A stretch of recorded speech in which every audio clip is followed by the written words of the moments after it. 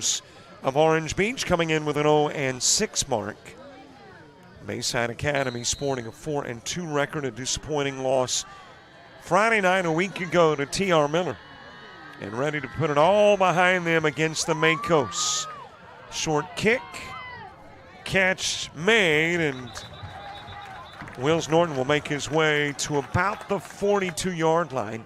Got a great view of the field, but it is a little low, so I'm looking through players to see exactly where the ball is spotted. I think it is in the neighborhood of, well, there we see it spotted down. The nose of the football is at the 40. So that is where Bayside Academy will take over, first down and 10. Sammy Dunn and company facing these Orange Beach Makos for only the second time in school history. That's because there's not a lot of history where Orange Beach is concerned. The program started in 2020, and these two teams have only met once. Handoff given to Damian Tate. Tate trying the right side and then breaks his way out to about the 45, gain of 5. Brings up a second down and 5. Robert Williamson along with the A-team, James Crenshaw at the helm producing. Brian McCullough on camera on your Friday night. One of the slower weekends for football here on JockJive. This is the only football this weekend. Got some volleyball tomorrow. Calhoun taking on Coastal North and then Coastal South. Teague Broadhead busting his way across the 40, inside the 30. And he'll be knocked out of bounds right about the 26-yard line. And it'll be a first down for Bayside Academy. Opening drive of the football game. And that clock is right around the corner for me, but there you see 11:21. Not even a minute into the game with give to Broadhead, and Broadhead will pick up 8 with the dive. Down to about the 22. And it'll bring up a second down and short.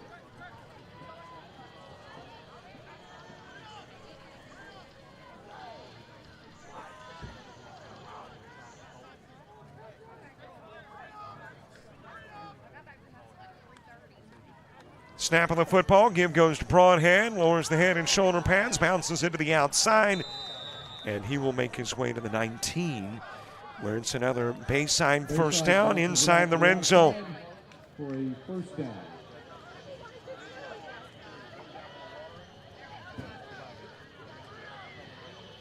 So another first down, second on the drive that started at the 40. It has gone 42 yards to the 18. Broadhead again on the carry, this time wrapped up on the line of scrimmage. Nice tackle for no gain. It'll be second and 10.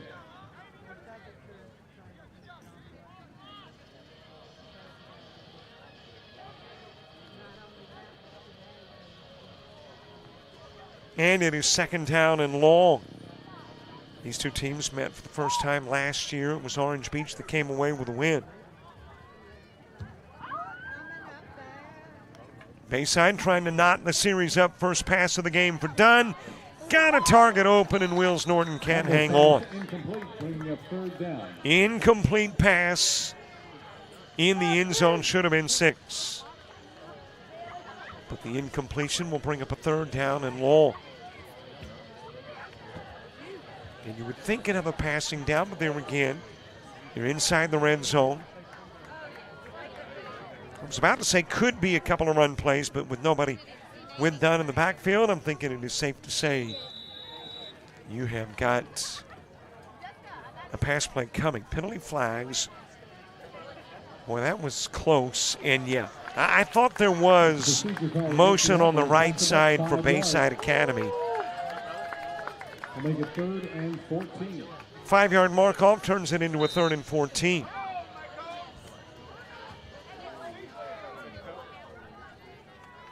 Penalties have hurt Bayside this year. They have been costly. This one, a 5-yard mark off. To the 22-yard line where it is 3rd down and 13. Dunn still by himself in the backfield. Nobody open. Takes it, runs, gets back to the line of scrimmage. That's about it. Nice play. It'll bring up a 4th down. Let's hear it for the defense. No gain on that play, brings up 4th and let's see. 14. What Bayside goes to on a 4th down and 13. And at least at the moment, it looks like they're getting ready to kick a field goal. The problem is I don't see anybody there to kick. There we go. Stepping back to do the honors is Thomas Cunningham. Ball spotted down at the 27, makes it a 37-yard effort.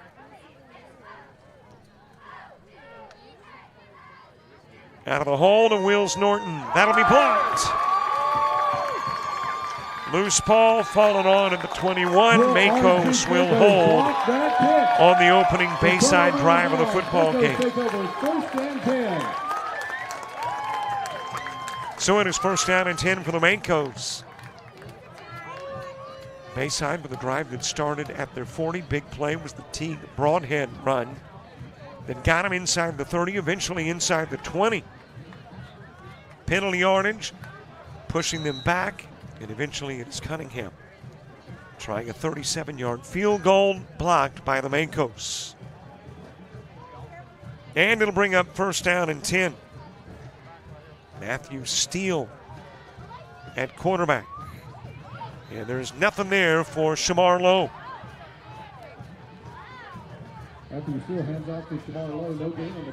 2020 is the first season of football for Orange Beach. And really, when you consider they've been playing for only 3 years now, this being their 4th, they've won 54% of their games. And when you have schools just starting, sometimes takes a while to get things cranked up. Thrown away, out of bounds by Steele. And I think his receiver fell down. It was Hayden Skelson. The intended target brings up a 3rd down and 10.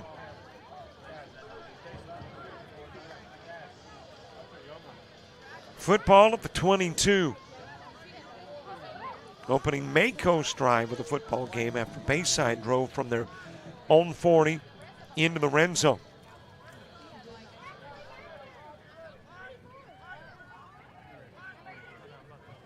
Steele snapping the football. Rolls left, looks, fires, and it is incomplete. Again, trying to get it to Skelson. Over the head of Skelson, a 3 and out. In school history, Makos are currently in their longest losing streak ever. Lost the last game of last season, have lost their first 6 this year. And the 7-game losing streak is their longest. Hayden Barber to kick. Damian Tate standing at his 49 to receive. That is a high but short kick. Hits at the 38, stays at the 38. And that is where Bayside will start their 2nd drive of the football game. Just about halfway through the quarter. I've got to admit, after the loss to T.R. Miller, I'm thinking it's going to be tough for Bayside to host a playoff game. Still will be tough for them. They're not in control of their own destiny now from the standpoint of hosting a playoff game, but there is still a possibility. And that possibility lies in the fact that you've got to have both Escambia County and St. Michael knock off T.R. Miller. Football caught by Tate. And he will break tackles inside the 35 to the 32. So a gain of 6, close to 7, brings up a 2nd down and 3. 2nd down. Coming into tonight. Well, in reality, yeah, that would be true. I'm looking at the region standings. Jackson 4-0, T.R. Miller and St. Michael 3-1. As the handoff is given to Tate. Tate will pound his way to the 26. Pick up the first. Sticks will move on the far sidelines, and it'll be 1st down and 10 for Bayside Academy. So you pretty much can see that Jackson's got it wrapped up. I know they've got a few more region games, but they're 4-0. So let's just concede they've got one of the home playoff games as the 1 seed. Then you've got T.R. Miller and St. Michael at 3-1. Bayside, Escambia County, and Satsuma at 2-2. Wills Norton in motion with a give to Tate. Penalty flags fly in as Tate breaks it to the right side. And he'll be shoved out of bounds near the 18. Got another flag too. I think these are going to be differing infractions. And we'll let the officials sort out who did what.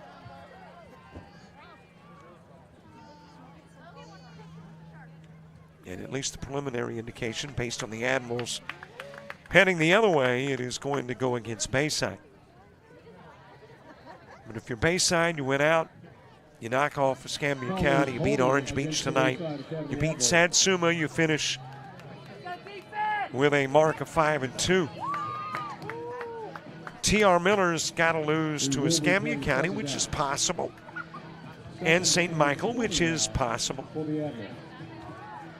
And then you've got Bayside edging past T.R. Miller, and then you need St. Michael to lose along the way. And St. Michael still got Jackson. Pass caught. That is Tate Moore down to the 15. So you kind of anticipate another loss for St. Michael against Jackson, and in head-to-head competition, Bayside has beaten St. Michael. 1st and 10 from the 15. And then, yeah, you do anticipate Jackson beating T.R. Miller. I think actually, have they played? I believe they have played, and yes, Jackson has beaten T.R. Miller. T.R. Miller's got Escambia County tonight, by the way. So that kind of would begin to point us in the direction as to whether T.R. Miller can lose a couple of games before in-region play before the season ends. Penalty yardage marked off against Bayside. Back to the 25, where it will be a replay of first down and 20. Dane Lansdom is our halftime guest, girls soccer coach at Bayside Academy. So that conversation coming up at halftime. Big thank you too to Cunningham Bounds making our coverage possible tonight. If it weren't for the folks at Cunningham Bounds, wouldn't get you some Admiral football. Screen a little too strong off the fingertips of Damian Tate and into the awaiting arms of Sam Lee. And the Makos get the football back. First drive, blocked field goal. Second drive, a pick.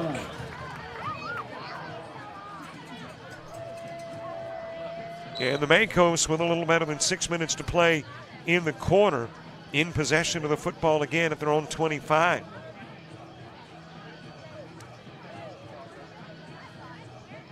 So Bayside moving the football.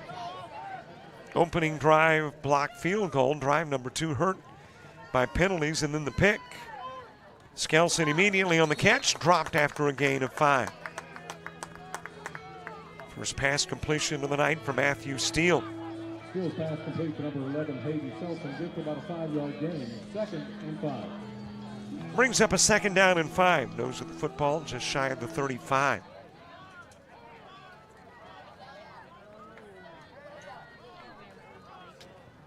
Again, pass again caught. This time it is Bo Miller. Check that. It is Matthew Swoboda on the reception. And Swoboda may have enough for the first. And he will. That'll be the first down of the football game for the Makos. Line of scrimmage, the 40-yard line, where it is 1st down and 10. High snap, Steele able to bring it in. Handoff given to Blake Brunick. And Brunick, the sophomore, picks up maybe a half yard. I will say no gain. 2nd and long, 10 for the Makos. 20-17 in their football history. Interestingly, they are substantially better on the road than at home.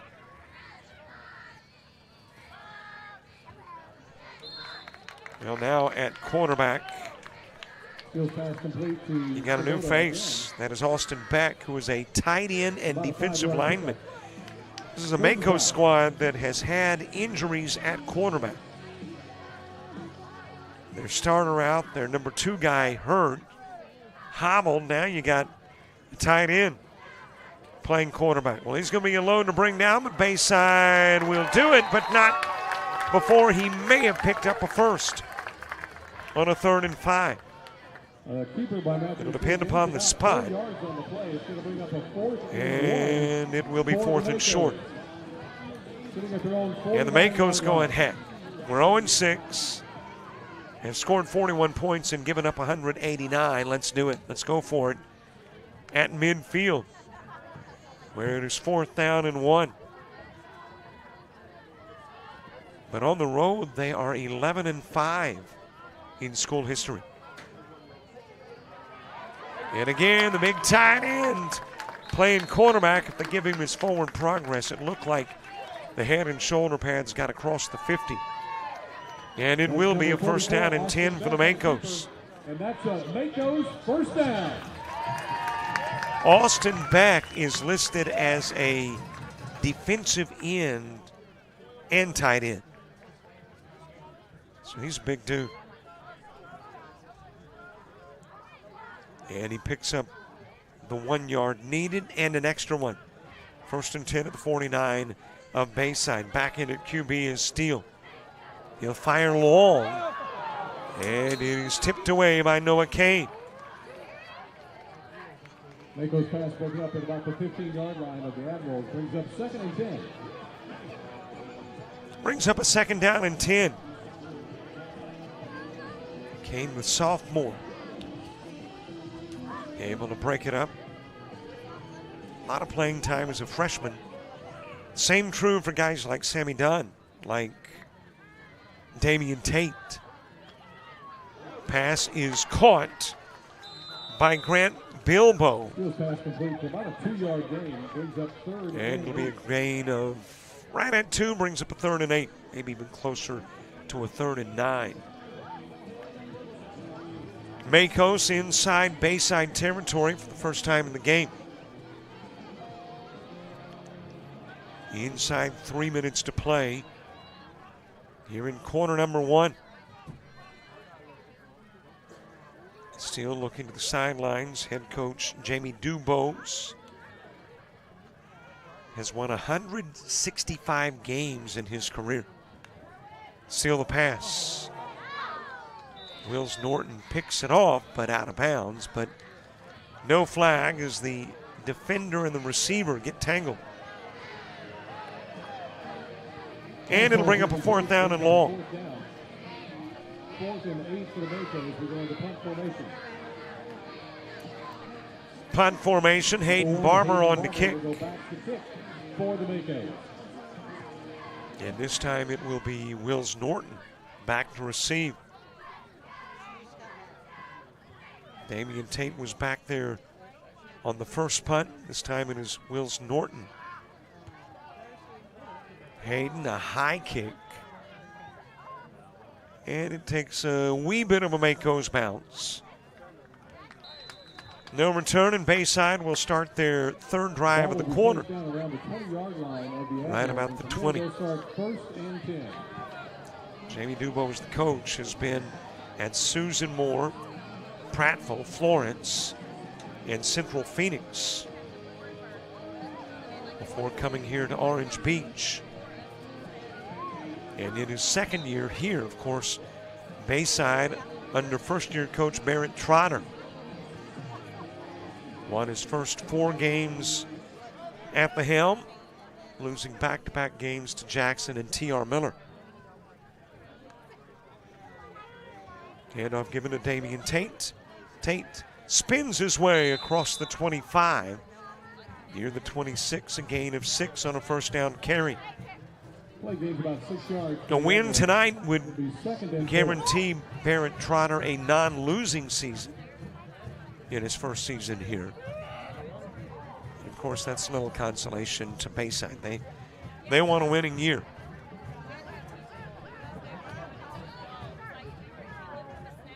Second down, we'll call it 4. Handoff again given to Tate. Didn't like what he saw to the left side. Goes to the right side.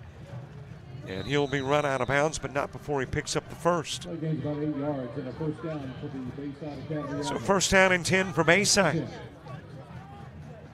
Big thank you to Dallas Renzi for handling the play-by-play last Friday at Bayside. Dallas will be back for, I think, a couple of more games, and then we'll have Brian McCullough on a game 2 before the season ends. Give goes to Tate. Tate a yard. Nice play by your Waco. Second and 9 coming up. Makes his way to the 33. 1:17 left to play in the opening quarter. Bayside 156 points scored. 119 allowed this year. In the school's history, 141 and 107. Broadhead got running room, and he'll somersault his way close to a first down. And I think he's got the first to the 44. Well, again, moving the football hasn't been a problem in the now 3 drives of the game for Bayside. It has been finding the end zone or splitting the uprights. Bayside out to the 44, where it is first down and 10. Broadhead again beside Sammy Dunn. Looks, and he throws to a safety valve. Broadhead. He'll cross midfield and pick up 7. Pass complete for about an 8-yard gain. It'll be second and 3 coming up. A relatively quickly expiring opening quarter. We've done away with the heat breaks, and for the most part, teams running the football, and we are done with one. And after one, it is scoreless. Bayside and the Makos of Orange Beach.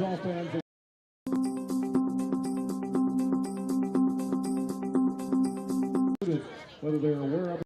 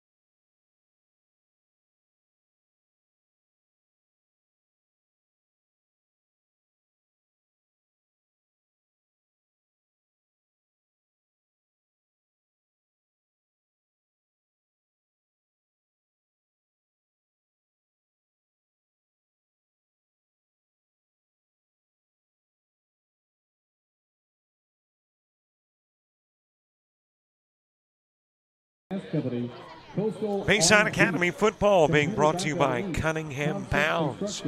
Attorneys at law, our thanks to Cunningham Bounds. If it weren't for those attorneys, we wouldn't be sitting here in Orange Beach, Alabama, bringing you Bayside Academy football on a Friday night. Thank you very much. Cunningham Bounds, second down and 8 as we begin quarter number 2 after a scoreless first stanza. We'll look at what's coming up on JockJive tomorrow.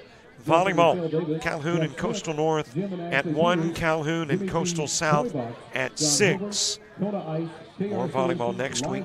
Big game between Enterprise State and Coastal North on Thursday. Then you got Escambia County and Bayside Academy football on Friday, and a bunch of stuff coming up on Saturday. Gordon State, Georgia Military College football.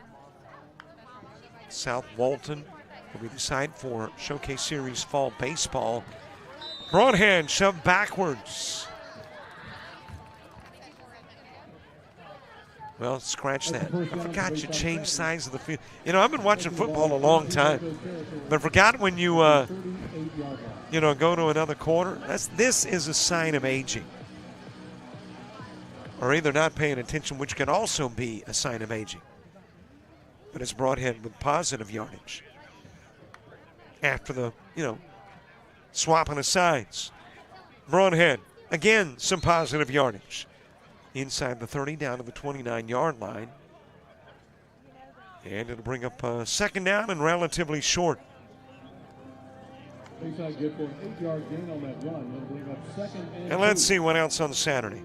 James is going to be in Huntsville for Gulf South Conference cross country. That's available on Flow Sports. And who you got in Savannah? DJ and company in Savannah for SIC football. That's on ESPN Plus. Broadhead inside the 20, picks up a first.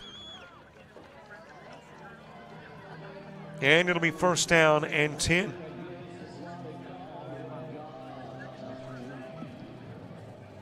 Good to be back covering Bayside Academy football. I want to think this is the 4th year since David Kane gave us a call and said, hey, you interested? We're like, heck yeah. So, yep, 4 years later.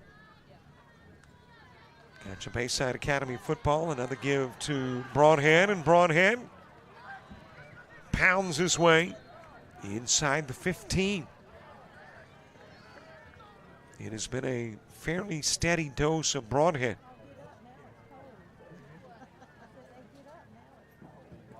And the football inside the 15. There is a penalty flag down. There is a Admiral down too. And there is penalty yardage being marked off against Bayside.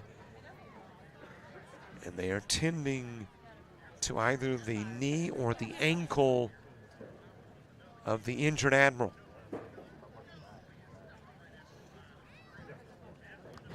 Maco's remind you that good sportsmanship is a top priority for the Alabama High School Athletic Association. And it's Charlie Merchant. While you're enjoying this outstanding event, please give all student athletes. And Charlie Merchant, the junior offensive lineman, 6'1", 220-pounder, making his way to the sidelines. There is a little bit of a limp in that walk, but it does seem to be getting slightly better with each trip to the sidelines. So a timeout on the field, I believe, for the injury. And the officials already summoning players back to the line of scrimmage. 10:27 left to play in the half. And after the penalty yardage is marked off, Bayside all the way back to the 28, where it is first down and 20. Well, we've talked about it before. If you pretty much want to assure a Bayside victory, then you hold the opposition to 10 or less. They are 49-1 as the pass is caught. Got the penalty yardage back, and then a little bit more on the reception. That is Noah Kane for 13. So if Bayside can stop the Makos, keep them below 10, odds weigh greatly in their favor. 50 games in which the opposition was held below 10, and Bayside's won 49 of them. 2nd and 8 after the gain of 12 on the pass play to Kane. Kane, Norton, and Moore to this side. Tate in the backfield beside his quarterback, Sammy Dunn. Dunn rolling out to his right, looks, fires. It is caught by Moore into the end zone. Touchdown from 17 yards away.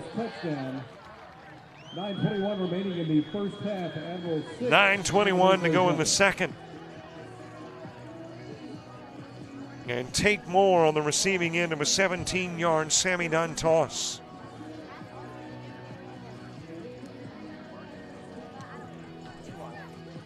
And Cunningham will trot onto the field to try to add the extra point.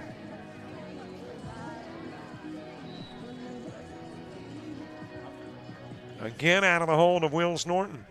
Well, third time the charm for the Bayside Academy Admirals. This is the third drive of the football game. Cunningham's kick good, and they lead it by 7. Score now.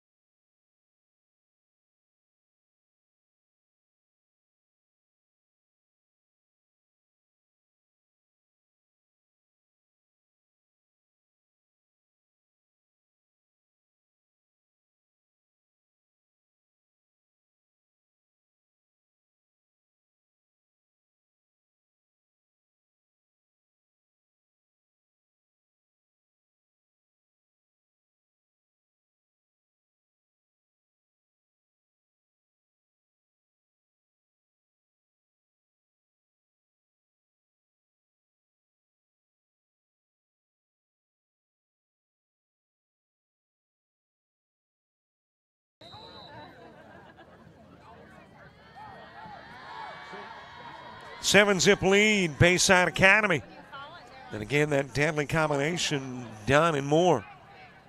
Hayden dropped it, and that gave Admirals time to come down and collapse on him at the 15. Maybe close to the 20. Again, our view is makes it a little difficult to see the field. I think it is around the 20-yard line. Maybe I guess we'll just wait for the bodies to clear. And that is going to be closer to the 15.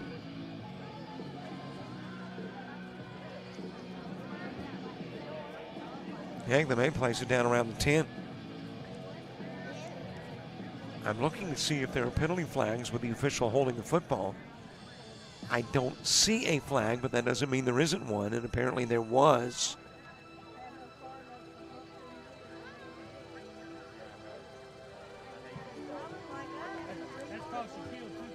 And it was an infraction against the Main Coast. It's been declined. They will take over first down and 10.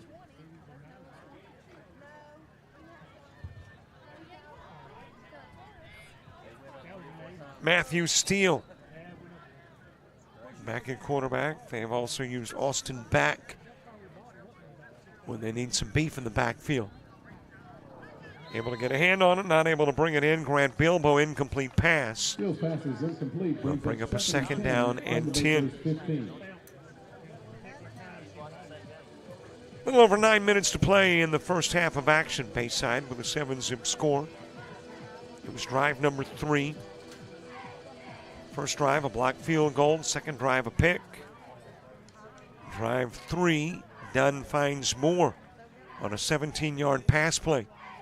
Steele, Skelson, complete pass to right about the 20.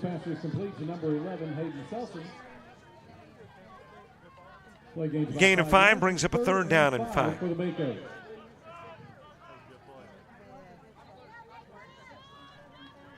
Orange Beach with an enrollment of 304.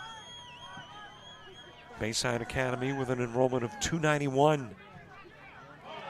Handoff given to Taylor. Football loose. Into the end zone is that Cunningham. It is on the fumble recovery. Fumble returned for a touchdown for the Admirals. And Cunningham doubles the lead. So the offense with 1 and the defense with 1. Admirals on for the PAT.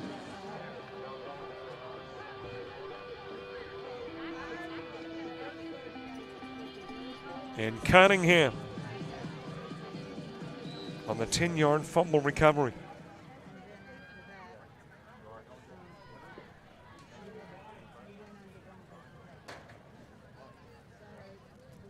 And Cunningham celebrating the touchdown with an extra point try and a successful one. Is good. 8:32 remaining in the first half. So the touchdowns come less than a minute apart. Moore from Dunn and Cunningham, the fumble recovery. Bayside by 14.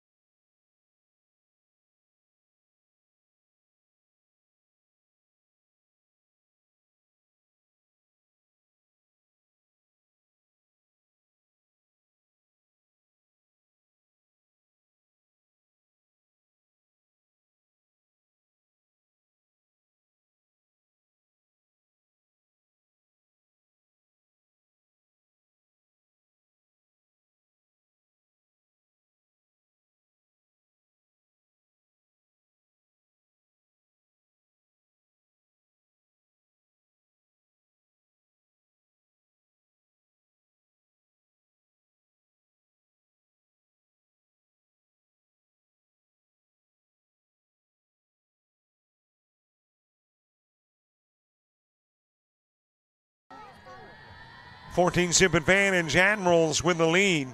Cunningham with a bit of a squib kick. Going to be gathered in around the 10. And then somebody had their forward progress stopped in an emphatic way. Out to the 24-yard line, and that Makos may still be down. We do have a player down on the field. That was Blake Brunick on the return.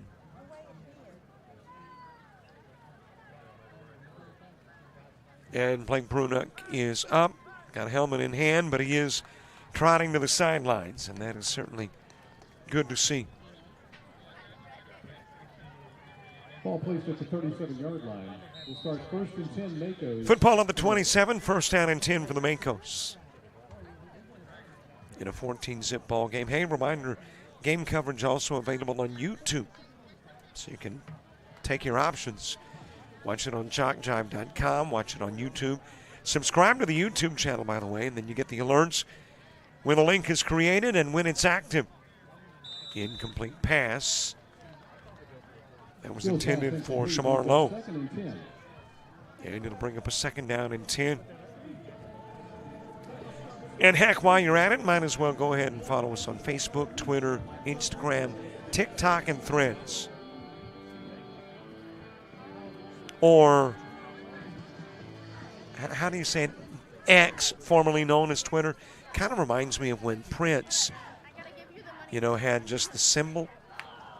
The artist formerly known as Prince. It's X, formerly known as Twitter. Incomplete pass over the middle. And it'll bring up a 3rd down and long. Yep.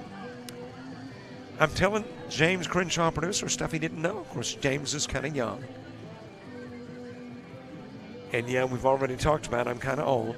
But yeah, for a while, Prince went by, I don't guess you'd call it the name of a symbol. It was just a symbol representing Prince. Steele packs up, fires. It is caught. Drops it right in the arms of Skelson.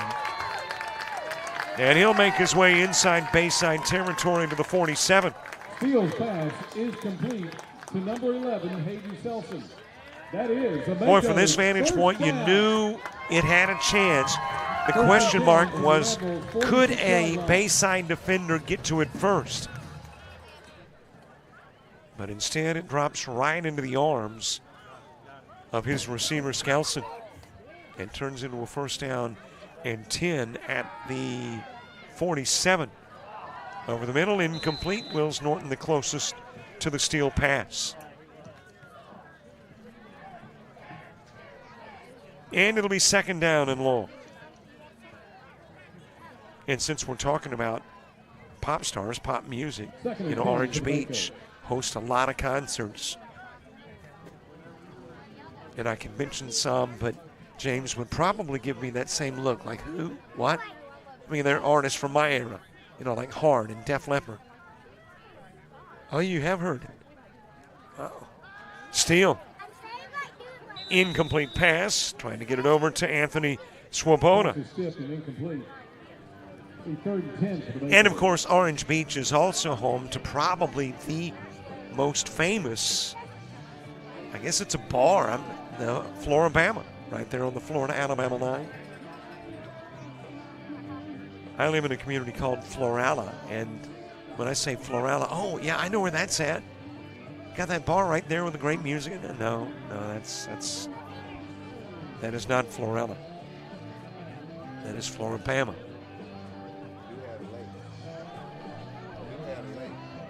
That's right, we do have a lake in Florida. As a matter of fact, Alabama's only natural lake. Caught by Beck. He's got the first on the flea flicker. It was still to Bilbo and Bilbo to Beck. Pass is complete for a 1st down. And it'll be 1st down and 10 at the 34. I do not have the weight of Austin Beck. I'm just going to go with big. He is a lot of humanity to bring down. And brings in the Bilbo pass at the 30, well, we'll call it the 33, where it is first down and 10. Give goes to Lowe, and Lowe losing the football. Bayside's got it. Wills Norton, midfield, 40, 30, on his way towards the end zone, but down inside the 10 of the 8. Ran out of gas. But there is a penalty flag, but that's way after the fact, so it is after the fumble and the recovery and most of the run. So we'll see what the penalty flag's about, but it is going to be Bayside Academy football. And you got to push to the back. We do have a penalty on the Admirals during the Well, the Admirals saw that Wills Norton was running out of gas, and I think trying to give him that one extra block to get him into the end zone. Let's see if we can pick up where. Wasn't there. And it may come right. I didn't see it. There it is, right there. Boy, that was late. As a matter of fact, he was already going down when you had the block to the back.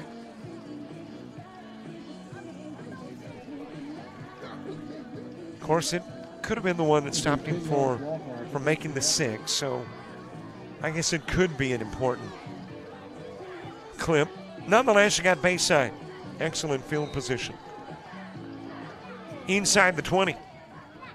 In a 14-zip game, trying to make it 21-0. Damian Tate in the backfield. Fake to Tate. Wide open over the middle. It is caught. Touchdown pass to Miles Uter. There wasn't a Mako within sight. And Miles Uter at the 6:55 mark, gathering in the 19-yard touchdown pass.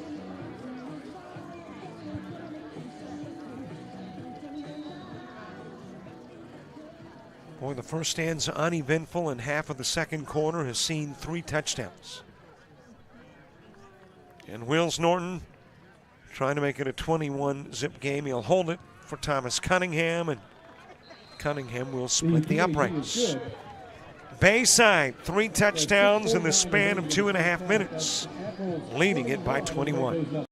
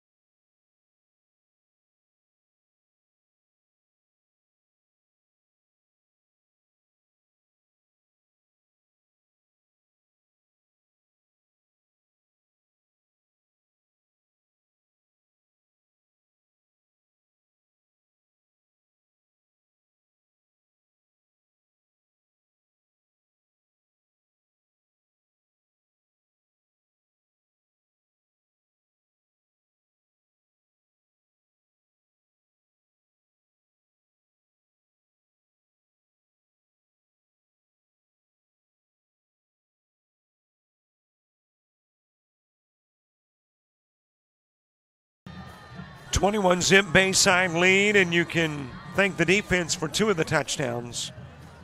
That'll be kicked out of bounds. Flag will come out. They'll have the option of a re-kick or the 35, and they're going to take the 35, apparently.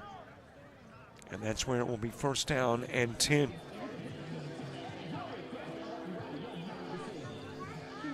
Couple of done touchdown passes. One to Moore, one to Uter. And Cunningham with the fumble recovery for a touchdown. Cunningham kicks good, 21-zip Bayside.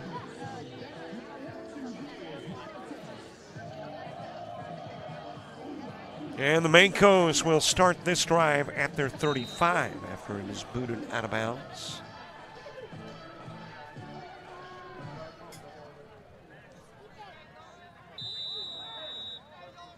And now Bayside, I believe, asking for time. And they will indeed be charged with the timeout. Let's take the break, too. You're watching Bayside Academy football on JockJive.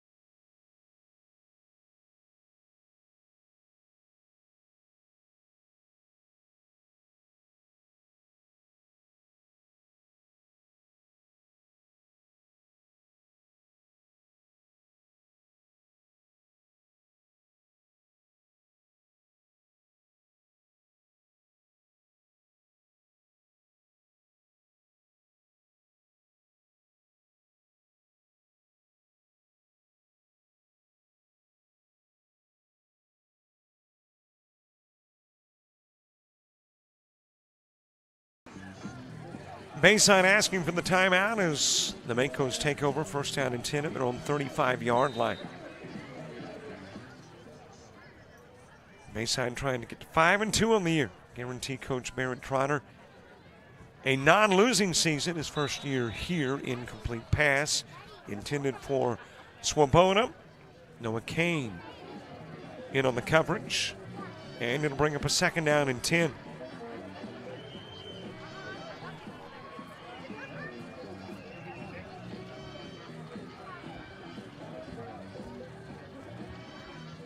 Most points ever scored by Bayside on a Friday night, 66. I don't think they're going to do the 66 tonight. Of course, they put 21 on the board in the span of 2.5 minutes. If you keep up that pace, you're knocking on the door of 66. Handoff given up the middle. And churning his way for 3, maybe 4. Let's see who that is once he gets up on those Admirals. Get off of Blake Brunick. Well, that's a good sign. Brunick is the guy that returned the kick and got pounded over on the sidelines. And, well, he apparently took a beating there. He gets up. That body language says, Coach, let me get over here to the sidelines for a bit. 3rd down and 6. Football at the 39. Handoff given to Sam Lee, but he is wrapped up immediately. Will Allen in on the stop. And it is 4th down and a punting situation as Hayden Barber will drop back to kick to receive Damian Tate. Also Teague Broadhead in on the stop.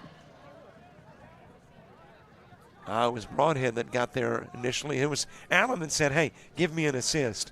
But I think that was a solo for Broadhead. Line drive kick, returnable, but Damian Tate will stay away from it. It'll be down at the 31.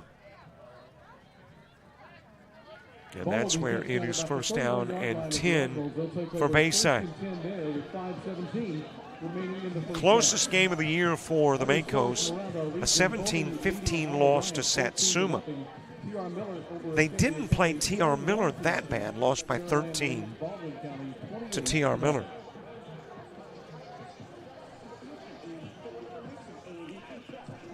But they've played Jackson.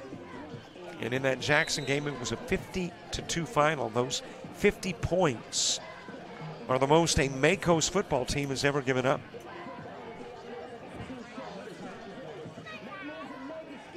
First down and 10, line of scrimmage the 32. And that looks like Cade Lyons in the backfield. It is. He'll get his first carry of the night. And he'll scamper to near a 1st down.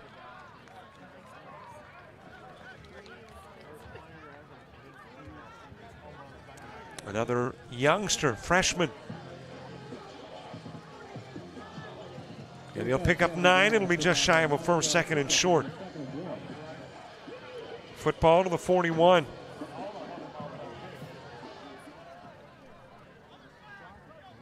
And Lyons will stay in the backfield, the 5'5", 130-pounder. But I think I've mentioned it previously. He doesn't know he's 5'5", 130. Done. Uner with a catch. Got the first. Makes his way to the 49. And the Admirals will be looking at a 1st down and 10, just shy of Orange Beach territory.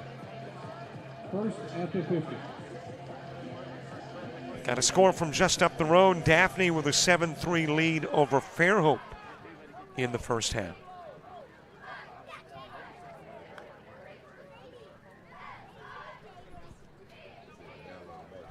That's right. Battle of Mobile Bay. Daphne and Fairhope. Some bragging rights from just outside of Bayside Academy territory. Lions. Nothing to the right side. Cuts it up the middle. Got back to the line of scrimmage. And it'll bring up a 2nd down and long. Actually lost about a yard. And it'll be 2nd and 11. Admirals have got to cross inside Mako territory down to near the 41 to pick up the 1st. and have got at least 2 downs to get there. Broadhead in the backfield, Tate used as a receiver. Moore's on the opposite side of the line. And Damian Tate covered well. Dunn having a scramble. Penalty flags fly all over the place. Finally a target. That is Bo Anderson. He'll make the catch. He'll scamper to the end zone, but I don't think anybody's celebrating yet. There are all kinds of flags on the field. And at least one of those generally in an area where you get a hold. And even if the other is against the Makos, it would be offsetting.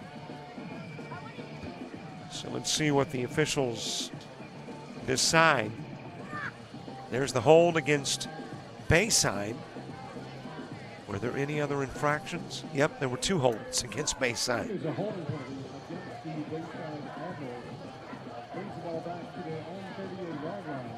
So they'll just mark off for one of those. Back to the 38-yard line, where it is 2nd down and close to 22. Inside, 3 minutes to play, half number 1. Pitch over to Tate. And he'll be dropped at the line of scrimmage. 3rd and 22. No gain on the play. 3rd down and 21.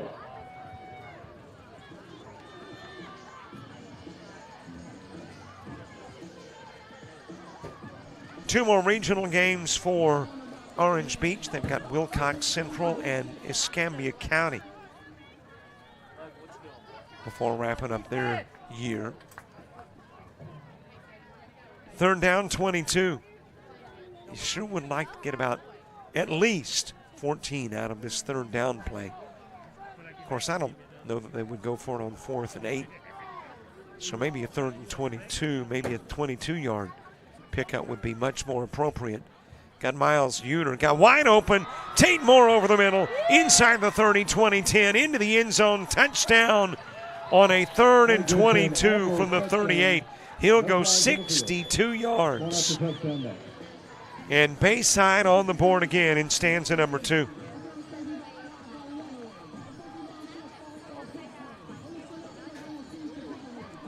Third done touchdown pass. It is the 2nd to Moore. And a 62-yard pass reception. Makes it 27-zip. Cunningham trying to make it 28-0.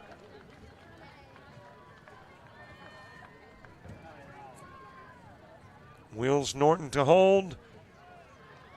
Snap, hold, and kick, all good. And Bayside by 4 touchdowns.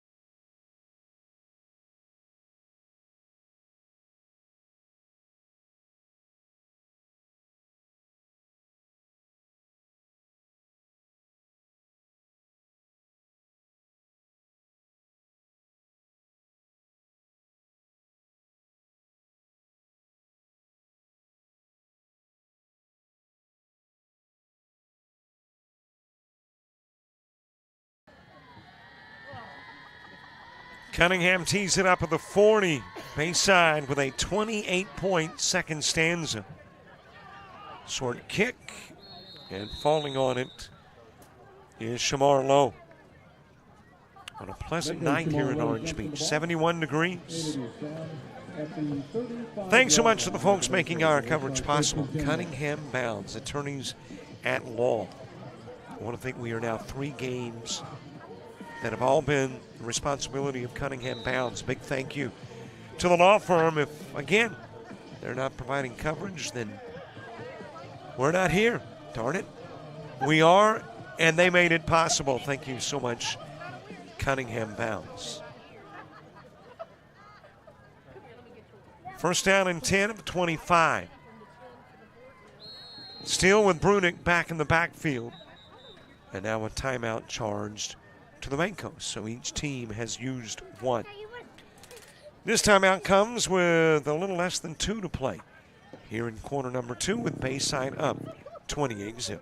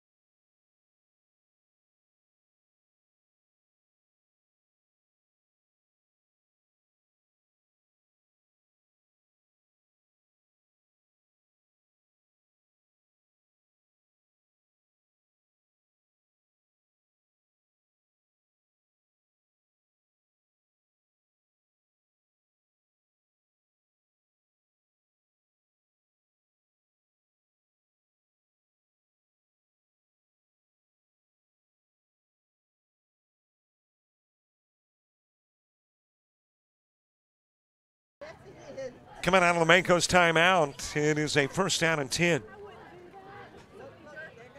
Football near the 25, and that was nearly picked off by Wills Norton. Turning into a defender was the intended target, Grant Bilbo. And the incomplete pass brings up a second down and 10.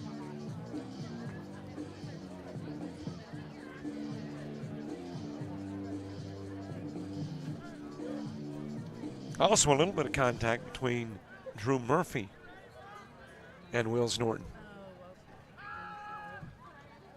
Again, going upstairs, pass caught by Bilbo. And Bilbo will be just shy of a first, I believe. It depends upon the spot.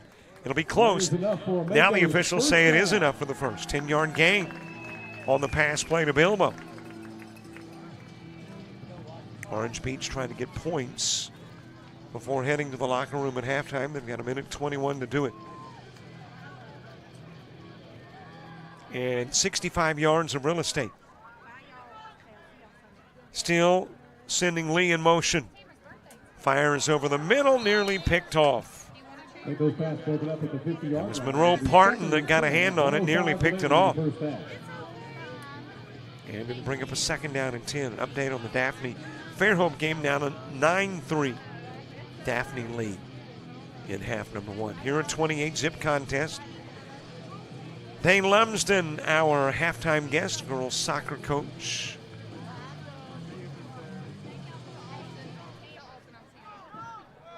Who has coached and played in South Africa, Thailand, at Bayside. Steele. And there's an incompletion. But apparently the reason Bilbo was lying on his back was because of either Drew Murphy or Wills Norton. And now a little conversation going on between either players, coaches, and Bayside players. And that is going to be pass interference. Pass interference call against the Admirals.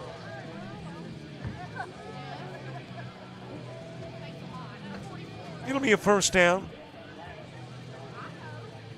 And the football just shy, I mean inches shy of Bayside territory. On a first down and 10 with 59 seconds left to play here in the first half. Logos in motion. It is batted upwards. Bilbo will make the catch but lose yardage. Pass is tipped but complete to number 20, Grant Bilbo. Loses back to the 45. It'll bring up a second down and 15, but that is after the main coast timeout.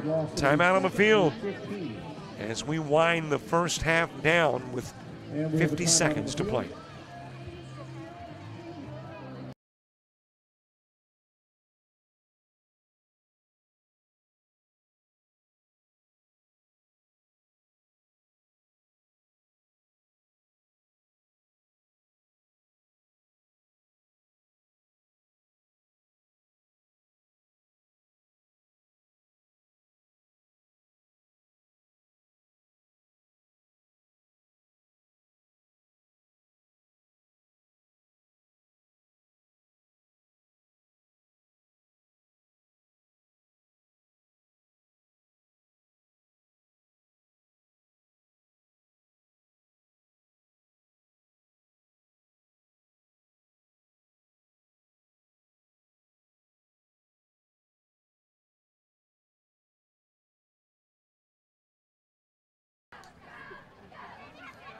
Pass dumped off to Lowe. Lowe will get back to the line of scrimmage. Might have squeaked out a yard. Third down and long coming up. No gain on the play.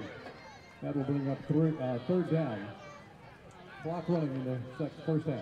Clock continues to run. This time the Makos, I don't think they've gotten timeouts to be able to stop the clock. Used one previously. 2 back-to-back.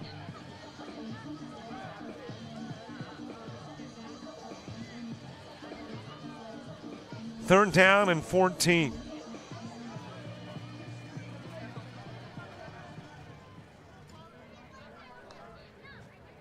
Steal to pass.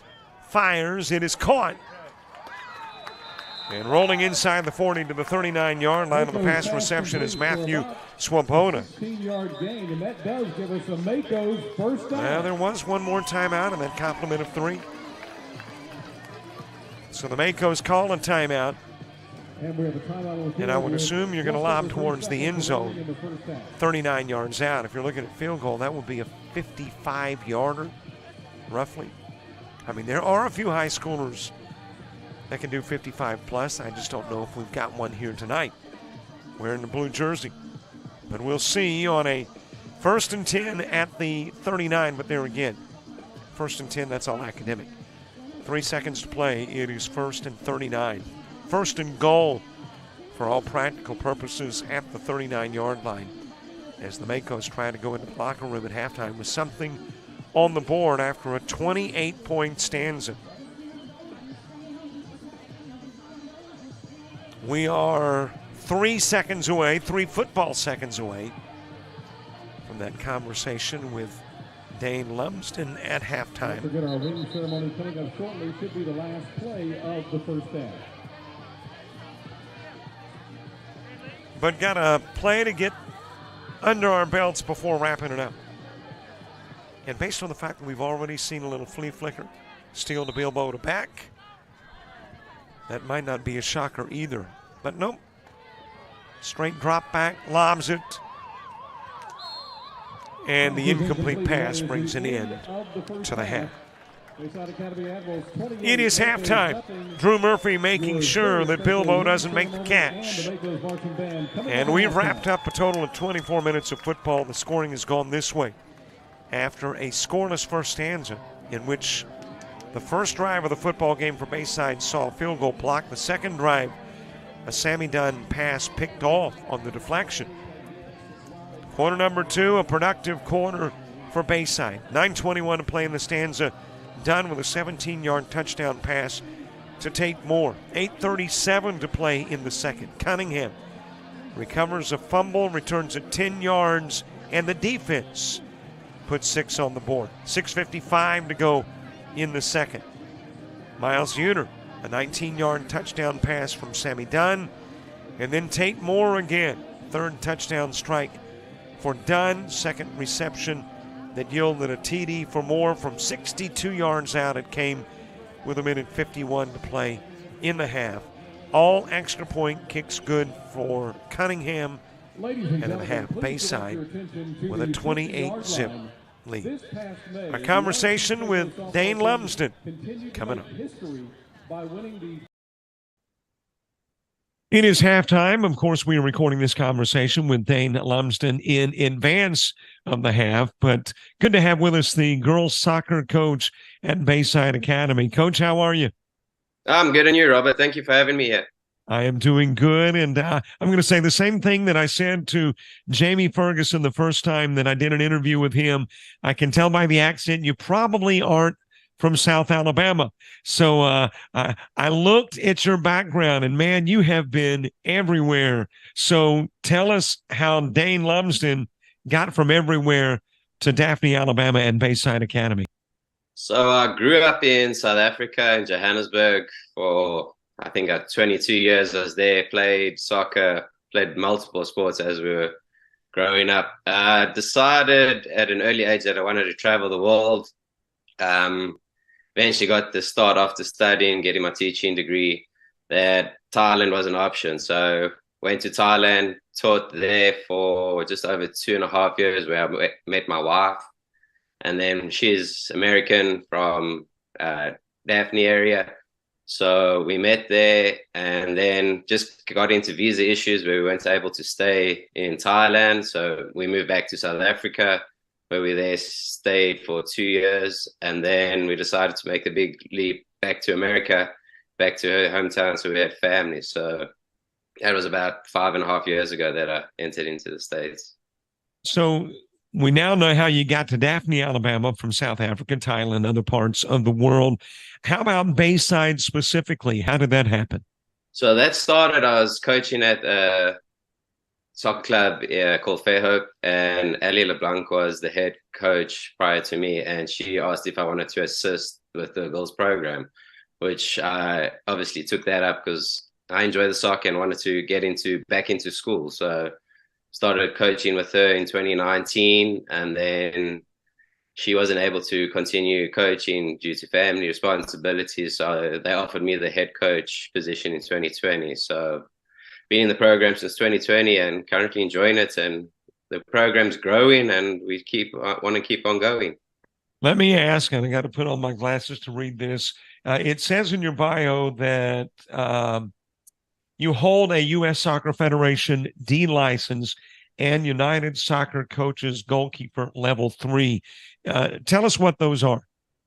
So those are the different qualifications that you can do in the United States. And obviously, if you're wanting to go up into college level, they require different qualifications for you to have or attain so that you can coach at that level. So what it is going through courses where they teach you the way that the United States wants you to coach the kids in development. So I did the e-license gives you a breakdown of a brief what you're going to do. The D-license gets into more detail of how you're managing the teams, what do you need to do, how do you need to plan for lessons or sessions. There's two different boards, like you said.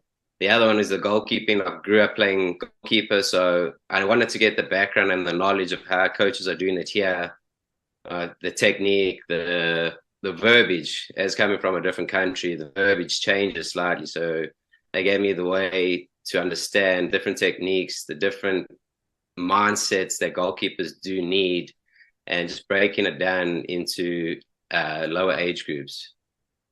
There may be kind of a misconception on my part and others that if everyone speaks English, there's not a communication barrier, but there is some communication obstacles to overcome. Yes, there is. And it's wherever you go in the world, it's the English is English, as they say, but the accent and the way you say or pronounce things changes or is hard to understand. So even my girls these days, my assistant coach, Courtney Hamilton, she translates for me. So the girls will walk over to her just to kind of understand what I'm trying to say. But over the past 5 years, 6 years, the girls are starting to understand a little bit more what I'm saying. Now, when you coached in other parts of the world or prior to your time coaching at Bayside Academy, was it guys or girls that you were coaching? So it was guys all the time. And then in 2019 or 2020, when I started with Bayside, that was the first time with girls. And then the season after, I was still at Fairhope Soccer Club, and they also gave me a girls team there. So prior to coming to the United States, it's always been boys. Is there a big difference in coaching girls versus boys? There is, where the girls are not more emotional, but they understand the game more when you speak to them. Where on the boys' side, it's a let's go out, let's do this, and they rile each other up. With the girls, it's more what connection can we make within the teams and personally to help grow each other and build each other up.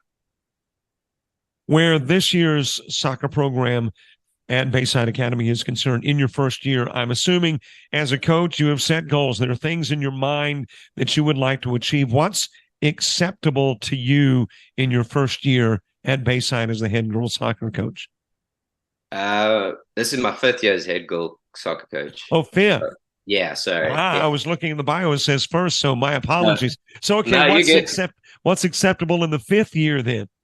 Well, it's all about development, and not just on the field, but off the field. So goals that we always set, the bigger pictures, everybody wants to win a state title. And those are the big ones. Obviously, we got to break it down into smaller, achievable goals. So coming down to practices every day, wanting to be there, wanting to learn, wanting to encourage and help each other. So at a practice level, whatever we put in at practice is going to take us to the field. So when we get to the games, we're prepared, and each time we step onto the field, we obviously want to win because that's how it is. But there's small, each game we set different expectations for the goals to try to reach from the practices that we have done prior to the game. So if we can meet those goals and expectations, that's a big win for us every day.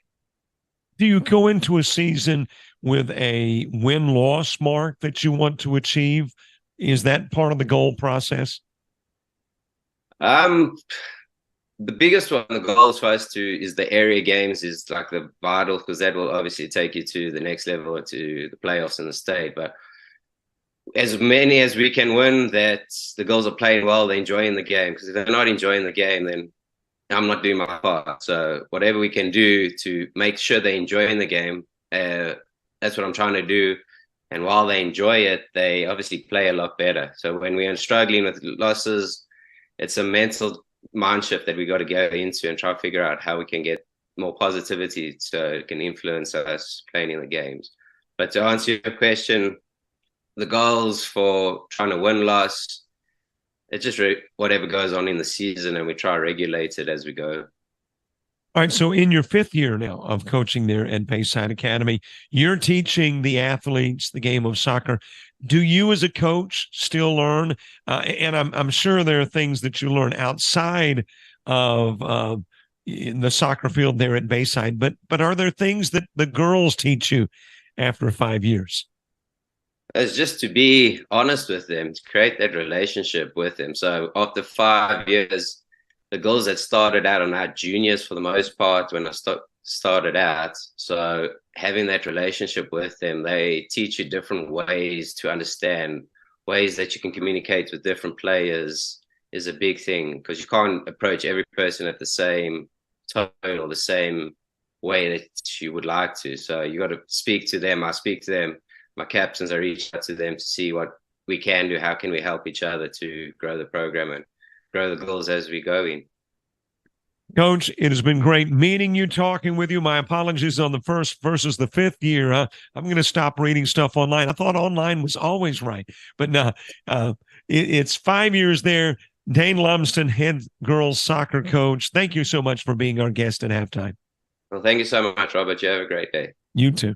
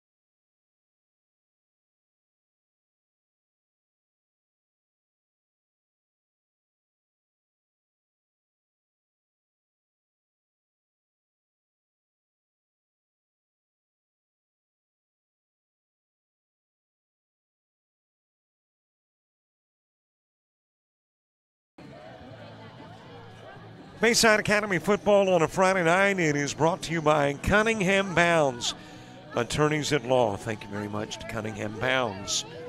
Again, I repeat myself, but it's worth repeating because if it weren't for them, we wouldn't be here. You wouldn't be enjoying a Friday night of football from wherever you may be watching tonight's game and on whatever medium, on JockJive or on YouTube. Thanks to Cunningham Bounds for making that possible. Do have a score from the T.R. Miller Escambia County game. T.R. Miller with a 28-0 lead over Escambia County. That is not good news for Bayside Academy. Bayside needing T.R. Miller to lose to both Escambia County and St. Michael. And in that particular case, if Bayside wins out, then you've got St. Michael and Bayside tied for second. Bayside winning the tiebreaker in head-to-head competition. What I don't know is if St. Michael still beats T.R. Miller, if Bayside still wins out, and you've got three teams with a equal region mark tied for second, who wins it? Because head-to-head would be tossed out, and you'd go to another tiebreaker. And I don't know what tiebreaker number 2 is. Head-to-head being first, but then in that scenario, you've got Bayside beating St. Michael beating T.R. Miller beating Bayside. So you'd have to go to another tiebreaker. I guess there is a possibility that Bayside could have an advantage in that second tiebreaker. Just don't know what it is. The most clear-cut way to host in an opening round would be T.R. Miller losing tonight and losing to St. Michael. It doesn't look like that is going to happen. So if it doesn't happen, then you're looking at a possible 3 spot or 4, 3 if you finish tied with St. Michael. And in that particular scenario, you're on the road the first weekend of the postseason and you're facing a 2 seed out of another region.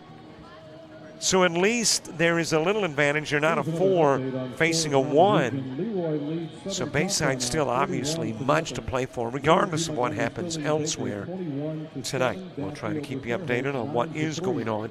Do know, too, that Daphne with a 9-3 lead over Fairhope, and that was just prior to halftime. Well, already getting shout-outs, by the way. And, yeah, we're going to do that in the third stanza, take shout-outs. Might as well, while I've got the opportunity, go ahead and tell you the criteria. And there's really not much. And it's not mandatory criteria. It's just kind of a requested criteria. You tell us who it's to. That's pretty important. Who's it from? That's kind of important. And then where it's from, that's not as important, but we like to know where you're watching tonight's game. So, when we get into our shout-outs in the third stanza, it'll be who's it to, who's it from, where's it from, and, of course, there's got to be a little message in there. We'd like to, if you got a little watch party going on tonight, snap a photo and text it to all to 334-488-1385. It'll be posted on the scoreboard all third quarter long. And, too, if it's kind of a unique spot to be watching the game, although these days with mobile devices, I mean, it's not like it used to be where, it was very limited. You're watching it on TV and that's about it. Now you can take the game with you wherever you go. So there's not many unique spots anymore to be watching the game. But if you think you're in one of those unique locations, stick that on there too. We get ready for second half action. Bayside Academy ready to boot it away. Opening coin toss won by the Makos. They opted to defer. First drive of the first half, it was a blocked field goal. Second drive of the first half was a pick. But it was the second stanza where Bayside got their offense and their defense in gear and scored at the 9:21 mark on a touchdown pass, 8:37 mark on a fumble recovery, 6:55 mark on a TD pass, and 8:51 mark of the second quarter on a touchdown pass. That is Lowe returning the kick, and he will make his way to the 32 And that's where the Makos will take over first down and 10 as we get second half action underway. And we get your shout-outs underway. 334-488-1385. It is the number attached to the scoreboard. Shout out to our number 66, Will Allen, from Aunt Debbie in Opelika. Go Admirals. Good to hear from Opelika, Alabama. They're in the Auburn area, where there's a lot of road construction going on I-85. But thank you very much, Opelika, for checking in. First down and 10, Makos just across the 30, near the 32, Steele at quarterback. And he will misfire a little bit behind Lowe. An interesting delivery from Steele. And what makes it interesting is not the sidearm delivery from Steele, which he does a majority of the time, but it's when you're anticipating the sidearm and he does more of an overhand throw. Now that was that sidearm to Lowe, incomplete. But on a couple of occasions, I've seen him go to the standard overhand. Second and 10. Give up the middle for a gain of 4. Sam Lee on the carry. And it'll bring up a third down. Number 23, Sam Lee. Third down, and we'll call it right at 7. Opening drive, half number 2, Bayside, looking to improve to 5-2 on the year and go above the 500 mark in region play, coming in with a 2-2 record in the region. Steele to pass. Fires over the middle and is caught by Bilbo, and he's wrapped up at midfield. But it'll be a first down, and there may be some extra yardage tacked on. Might have been a face mask from Cunningham. First down. Let's see. Cunningham wrapping up Bilbo and might have caught the face gear, the official indicating. And it is a face mask. And we're adding a penalty onto that, a face mask. So penalty yardage tacked on to the reception. And the Makos will be substantially inside Bayside territory. Shout out to Graham and Miles Uter and their Wonder Boy brother Madden. Great job, boys. Mama Lisa and Paul Wally, along with Aunt Amy and cousins Amora and Alan, are cheering you on from Mandeville, Louisiana. Got a lot of folks, a lot of the family watching in Mandeville. Thank you very much. After the penalty yardage, first down and 10 at the 35. Opening drive, half number 2. Steele.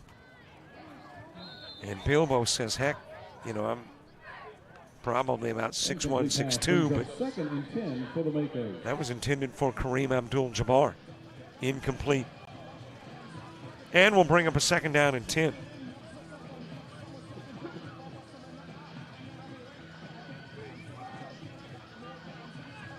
Football at the 35. Opening drive, half number 2. Give to Lee, wrapped up immediately. Billy Neal in on the stop. Teague Broadhead in on the stop. And it'll be a loss of a yard, bringing up a third down and 11. Football back to the 36.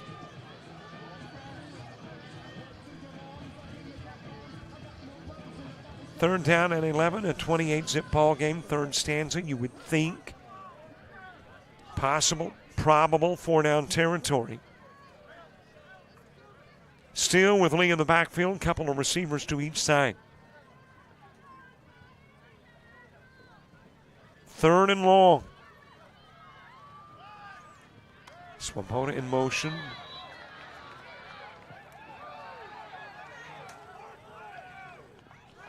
A little extracurricular activity. Teague Broadhead wasn't aware that the play had been blown dead, and he and Steele in a wrestling match back at about midfield. And it'll bring up a fourth and long. Trying to use the element of surprise on the run play.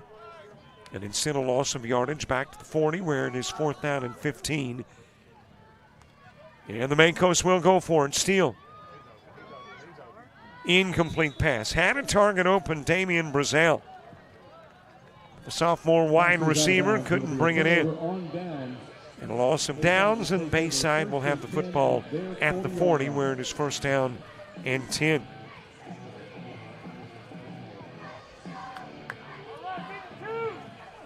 Next week, it is back to the friendly confines of Freedom Field. Bayside Academy taking on Escambia County. First down and 10. And Escambia County, as we mentioned, getting soundly beaten tonight by T.R. Miller. 28-zip. Needed a little help from our Escambia County Blue Devil friends, but not giving it to us. Dunn on a 1st and 10. Pass caught by Uter. He'll cross midfield. He'll get inside the 40, inside the 30, down to the 25-yard line goes Miles Uter. Pass complete for about a 34-yard gain for Bayside Academy. And already Bayside knocking on the door. Shout out says, go Bayside to Miles and Graham Uter from their Aunt Maggie and Uncle Matt. Thank you very much, Maggie and Matt. The M&Ms for watching and shouting out. 1st and 10. Over to Lions. Lions trying that left side. Looking for a block for Bo Anderson, and he'll make his way for 6. Gonna bring up a 2nd down and 4. About a 4 or 5 yard gain for Bayside Academy. 2nd down, 2nd and 5. Football inside the 25 near the 24. 8:27 left to play. Quarter number 3. Done with Lions in the backfield. Fake to Lions. Pass is caught by Tate. And he'll twist and turn his way inside the 20, near the 15, where it'll be first down and 10 Bayside.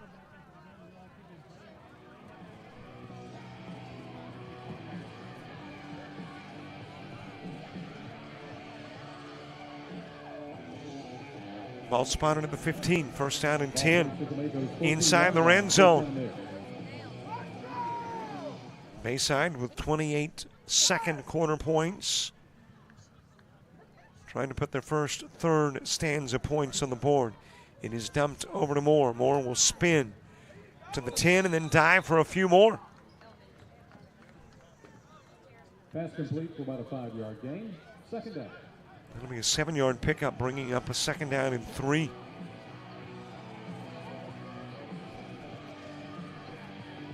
Well, they say they need touchdown on the 10. So 5 on the game and 5 to go. Of course, Bayside can pick up a first without scoring. They'd have to get inside the 5. And off to Lions. Big hole up the middle.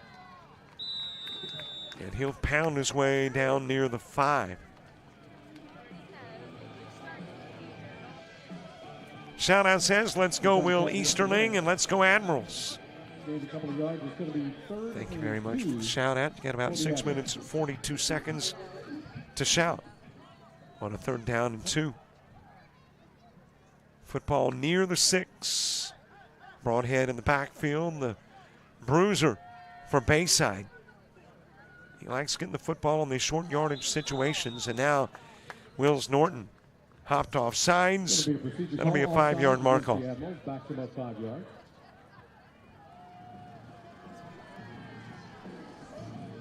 Norton was like, heck, let's get this play underway. Let's go for 6. Headed towards the end zone, but a 5-yard mark off. Everybody else was on a different page at the time. And it'll be pushed back to the 13, where it is 3rd down and 8.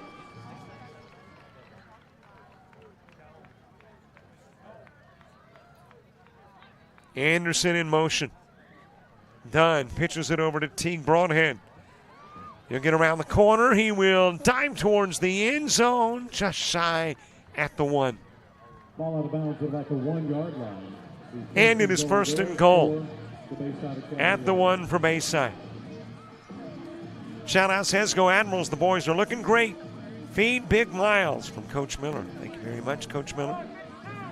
Go Admirals. Fun watching grandsons Teague Broadhead, number 11, and Banks Broadhead. What a boy.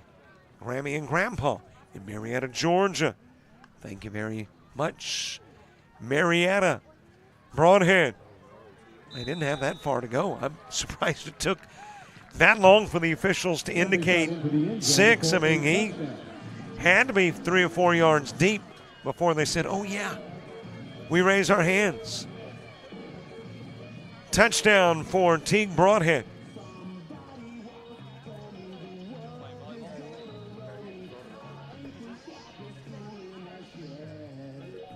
And Bayside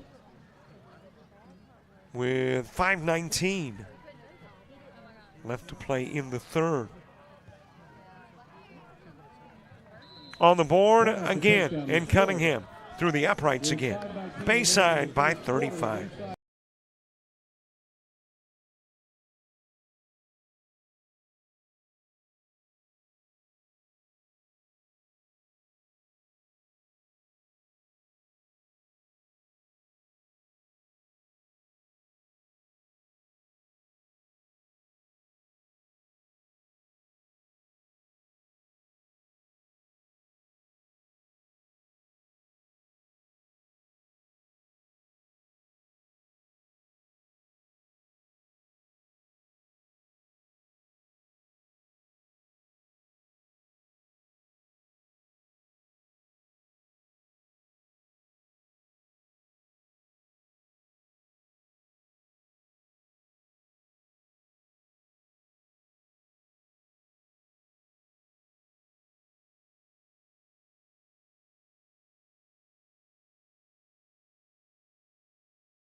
Off from Bayside Academy.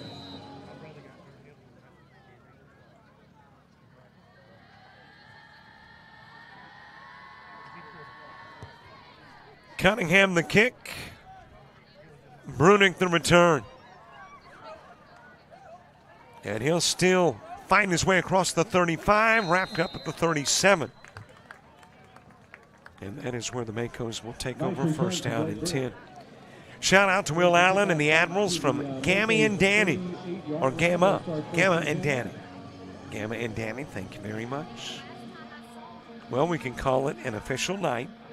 We've now heard from Nene and Camden. Shout out to Tate Moore. Go Admirals from Nene and Camden, Alabama. And I think Nene's pretty proud of Tate Moore's 2 touchdown pass receptions. One of 17, one of 62 yards from Sammy Dunn. And thanks, Nene, for checking in. 1st and 10. Hand off to Lowe. Breaks to the right side, and he'll take on Drew Murphy for a pickup of 6. Tough running from Shamar Lowe.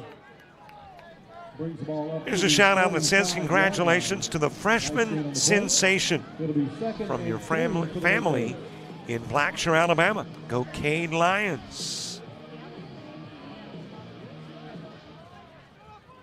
Yep, I have dubbed him Crash Cade. We've got the tiebreaker scenario, by the way. If it does come down to a tiebreaker, James has looked it up as Low. Well, maybe squeak out a yard, bringing up a 3rd and short. Talking about the fact that now that T.R. Miller appears to be en route to win over Escambia County, now we got to count on St. Michael's to knock off T.R. Miller and force a 3-way tie for second. But the question is, if you got a 3-way tie for second where everybody is beating everybody, what is the next tiebreaker? And James thinks he has located the answer. Austin Beck on the keeper. Inside Bayside territory, a gain of 4. And somebody lost a shoe. Certainly they lost a shoe. At least it looks like a shoe. And it is. Austin Peck will drop to the sidelines, and he'll put on the cleats and get a break after the 5-yard gain. to the 46 where it is 2nd down and 5. Handoff to Lowe. And Lowe will get a couple more, bringing up a 3rd and short again. Mako Shamar Lowe good for a couple of yards. Shout out says, let's go, my baby Will. Brings up 3rd Grandma and 2 Bell for Bell. the Makos. Grandma Bell, thank you very much for the shout out to you, baby Will. 3rd and short, still on the keeper. He'll be close, maybe not quite there. It will depend on the spot. Mako say it is a first. The officials haven't yet indicated. Keeper by Matthew And it is a another first down. Football at the 42, Makos 1st and 10. 10 from the Admirals 42-yard line. As we get close to the 2-minute mark in the 3rd stanza in a 35-zip game.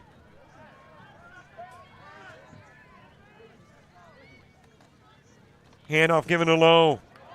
Lowe finding a little seam. He'll be close to another first. And again, it's dependent upon the spot, but could be a 10-yard gain for the first or a 9.5-yard gain for 2nd and short.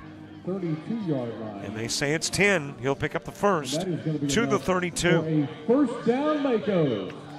We're just 1st down and 10, Orange Beach.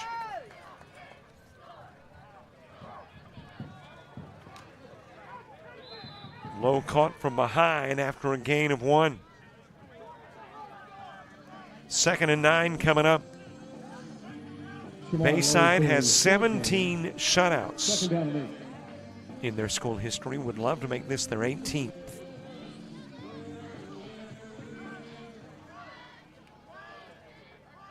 Meanwhile, Orange Beach has been shut out 6 times in their school history. Handoff given to Blake Brunick.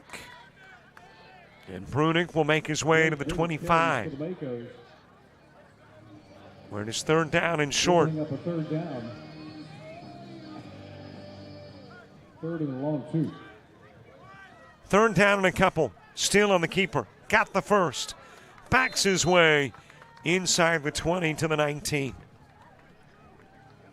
Still handles the ball and gets And it is 1st down and 10. Down. So the Makos with a drive that started inside their 40. Now inside the Bayside 20 at the 19. Where it is 1st down and 10.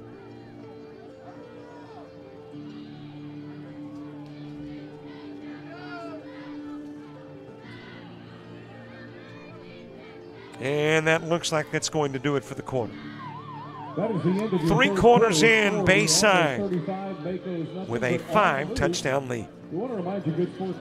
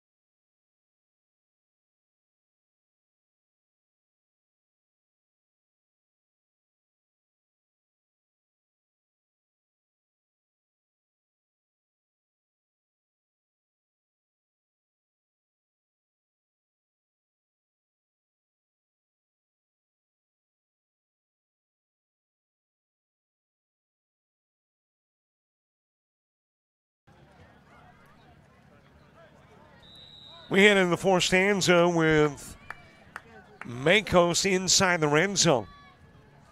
At the 19-yard line where it is 1st down and 10. Boy, the tiebreaker scenario is really kind of a little confusing. If 2 or more teams are tied for any place, the team or teams that have the highest winning percentage against the number 1 ranked team will be ranked ahead of all the other tied teams. Well, if you all lose to Jackson, then you still got a 3-way tie. So, let's see what is next then. The team that defeated the other in the required regular season placed ahead. Okay, they wouldn't then all be tied up in that category. Thrown into the end zone, touchdown. No shutout, number 18 on the year for Bayside as a 19-yard touchdown pass still to Swoboda. Steele's pass is complete. We'll get for a Makos touchdown. Makos on the board. And it happens at the 11:07 mark.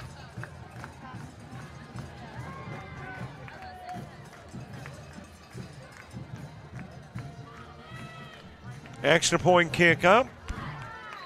It is good. Extra point is good.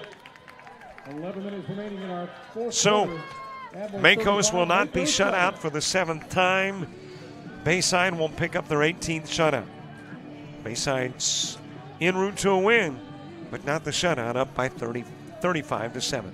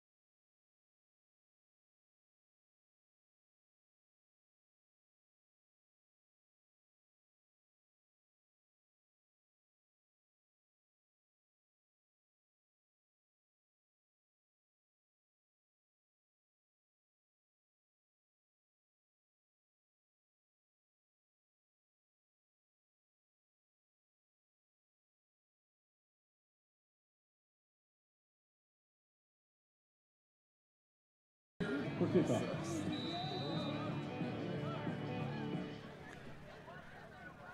35-7 advantage. By the way, we're into the 4th. I get that.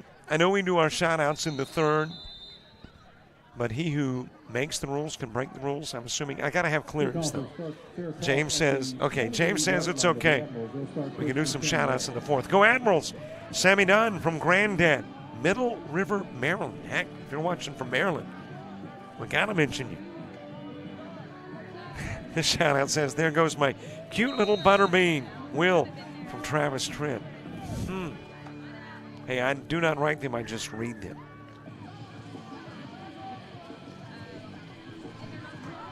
So thank you very much for shouting out all 3rd quarter long. Well, we took time in between the quarters, during the timeout, after the touchdown, evaluating the tiebreaker. Wow, is it forever more confusing? I guess here's the answer. As Lyons will work his way around the left side and bring it across the 35. Just win ball games. I mean, that's the bottom line. You got to win games and hope everybody else doesn't. And then when you get to the end of the year, the folks who figure these things out will figure them out. But right now, let's say everybody's not going to win out because St. Michael and T.R. Miller play one another. But let's say Bayside wins out. If Bayside wins out, they're into the postseason. The question is where in the postseason. There is a slight possibility they could get 2, depending on that tiebreaker scenario. On the carry is Bo Miller. Quarterback keeper good for a couple of yards. He's up 2nd down.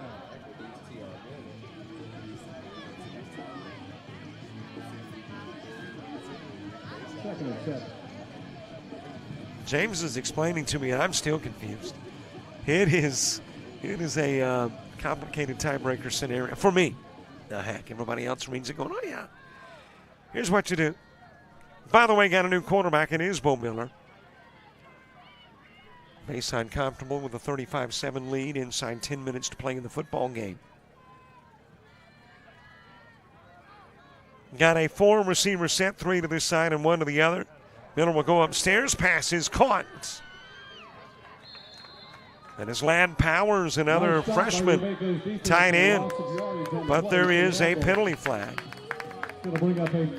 And we'll see what the flag's all about. Flag right there on the 40-yard line, and you got the Admirals going the other way, so it is a holding infraction that will nullify the pass reception. Penalty on the play against the Admirals, but it is declined by the Lakers. Well, if T.R. Miller beats St. Michael, it doesn't matter. If T.R. Miller beats St. Michael, they're going to be the number 2 team, and Jackson will be number 1. Bayside will be 3. St. Michael will be 4. If St. Michael beats T.R. Miller, then it throws things into this tie-breaking quagmire. And that is assuming everybody wins out. The St. Michael's knocks off everybody else.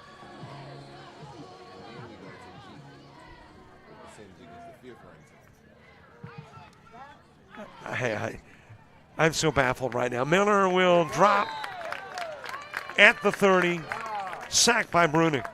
Great job from that Mako's defense. Of course, here's another. Okay, let me throw a little more confusion into the picture. Not only does St. Michael play T.R. Miller, they play Jackson. So St. Michael, it's just so highly doubtful they'll win out. They could obviously beat T.R. Miller, but I don't know that anybody in the region is going to beat Jackson.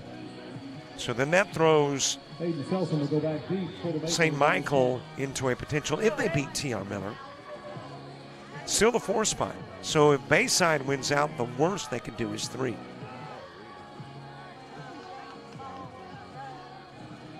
Which, of course, means a road game in the first round, but not quite as stiff a competition to begin with. Taking on a 2 seed versus a 1. Timeout on the field. Okay, go to the AHSAA website. Look up football tiebreaker. Maybe you can figure it out. 4th down and long Bayside as we go to the break.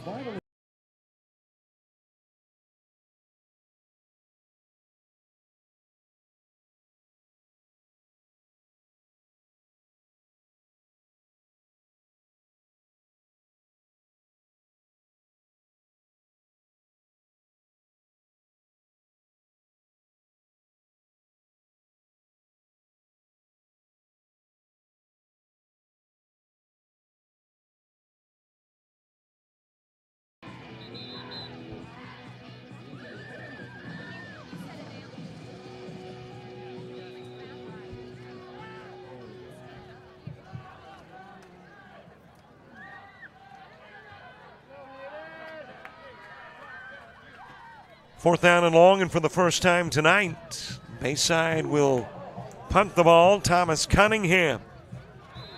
Fair catch called for and made by Hayden Skelson. Skelson was pointing. I'm not sure what he was pointing at. I didn't see anybody touch him. Maybe they got within that area. At least he thought they were within that restricted area.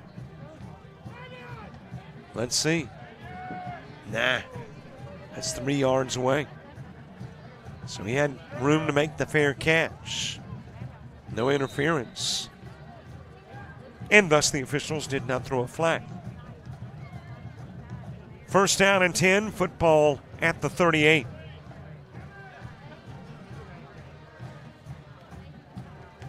Steele, handoff goes to Lowe. And Lowe will pick up 6. Bring up a 2nd down and 4. A lot of clean jerseys on the turf. And then a lot of the familiar faces, too. Kind of got a mix. 2nd and 6 for the Makos.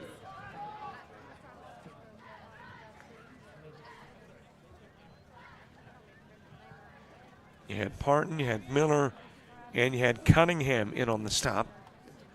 And I've given to Brunick, and Brunick will bust his way for a first.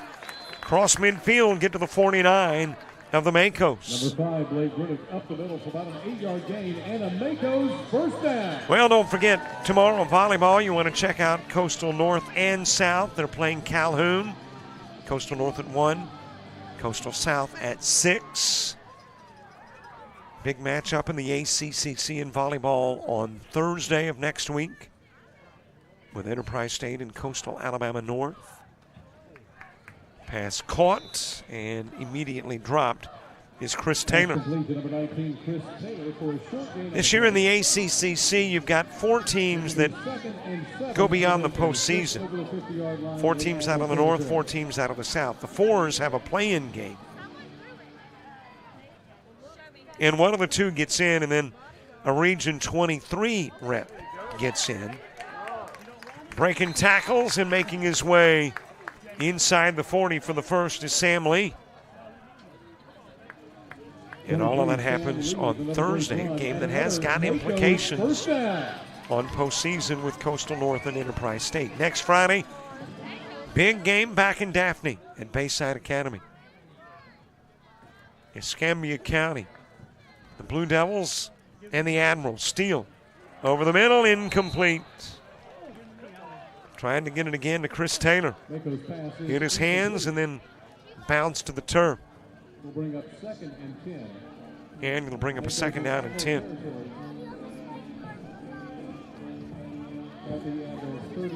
Shout out says, great bounce back for Bayside. Bandy from Birmingham. There's a lot of B's from Bandy in Birmingham talking about Bayside's bounce back. Handoff given to Lowe. And Lowe will be sandwiched after a little gain.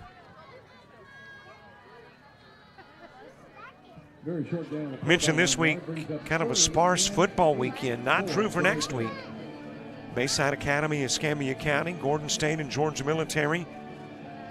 And then James and company head to Savannah State for Savannah State and Tuskegee on ESPN+. Tossed in the direction of Taylor, incomplete. Steele slow getting up, but does get up. A little helping hand from Logan Cruz. And Steele feeling the after effects of the hit. Incomplete pass stops the clock with a little less than 5 to play in this one.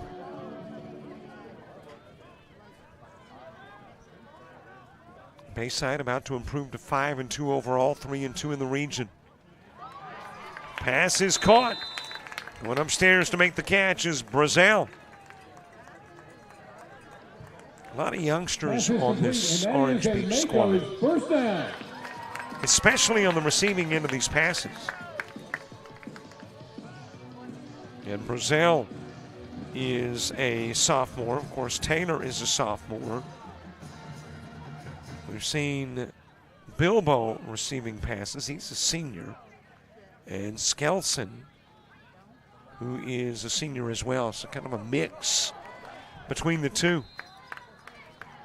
Quarterback Steele over the right side for a short gain.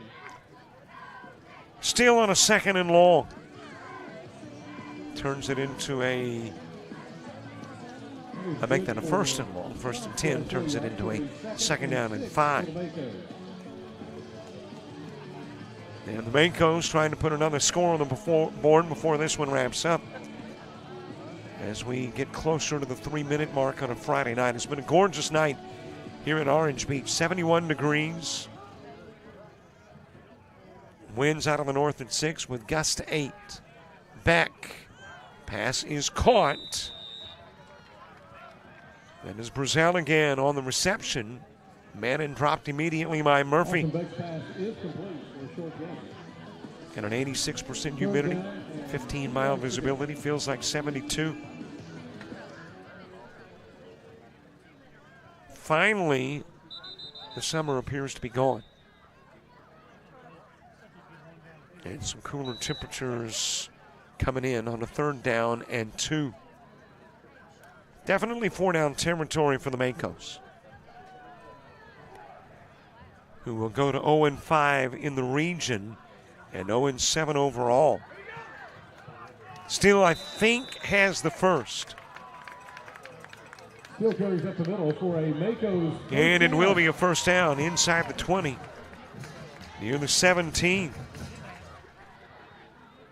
And that longest losing streak in Mako history will extend by another game and go to 8. Mako's 1st and 10 now. Barrett Trotter will go to 5-2 in his career at Bayside Academy. Steal to pass, fires in the direction of Lowe, and it is broken up on the nice pass play and coverage by Burke Brown.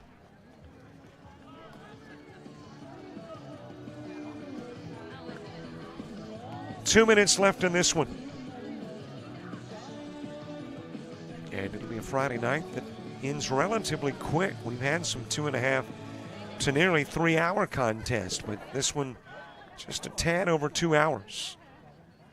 Brunick, he'll find his way. Did he get into the end zone? Yes. Touchdown. A nice run from Brunick. 17-yard touchdown run.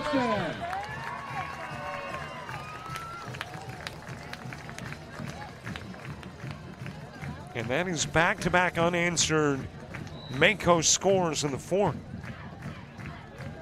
Bayside bunched all of their scoring together in the second and third.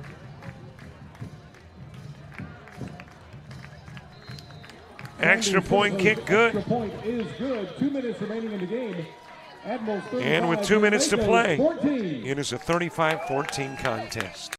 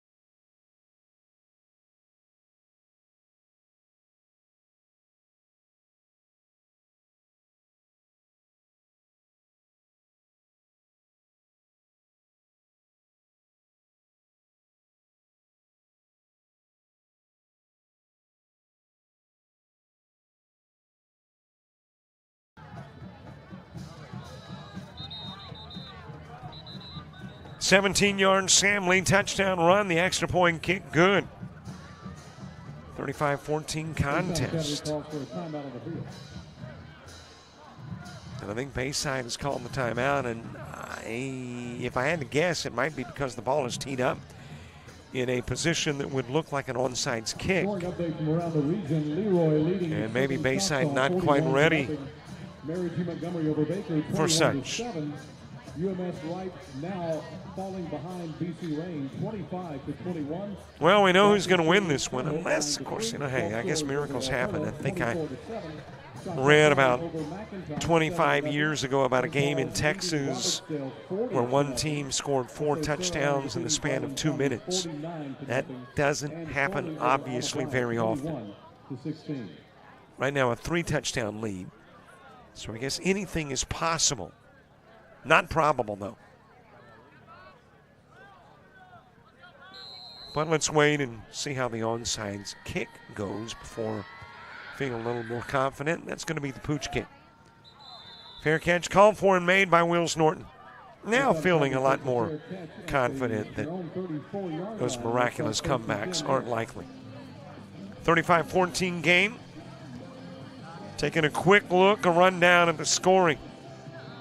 9:21 to play in the second. Tate Moore on the receiving end of a 17-yard Sam Dunn touchdown pass. Extra point good. And as a matter of fact, Cunningham good on every extra point kick. And it was a 7-zip lead. 8:37 to play. Quarter number 2 again. Cunningham covers a fumble, returns it 10 yards for a touchdown. The extra point kick good. Bayside by 14. 6:55 to go before the half. Sammy Dunn, his second touchdown pass. This one to Miles Uter from 19 yards out. Extra point kick again good. Lions sandwiched behind the line of scrimmage and loses a yard. And after the Dunn to Uter touchdown pass and kick, 21-zip Bayside. A minute 51 before half. Tate Moore, a 62-yard touchdown pass from Sammy Dunn. And the kick good. We went into the locker room with Bayside up 28-0. Last Bayside score came at the 5:19 mark in the third. Teague Broadhead on a 2-yard touchdown run. Extra point kick good, 35-0 Bayside. And all the fourth quarter scoring has belonged to Orange Beach. 11:07 to play in the quarter. And Steele finds Swabano on a 19-yard touchdown pass. Lions to the right side and still on his feet across midfield. And finally shoved out of bounds by Sam Lee. Lee kicked it in to catch up with Lions and shoves him out of bounds at the 39.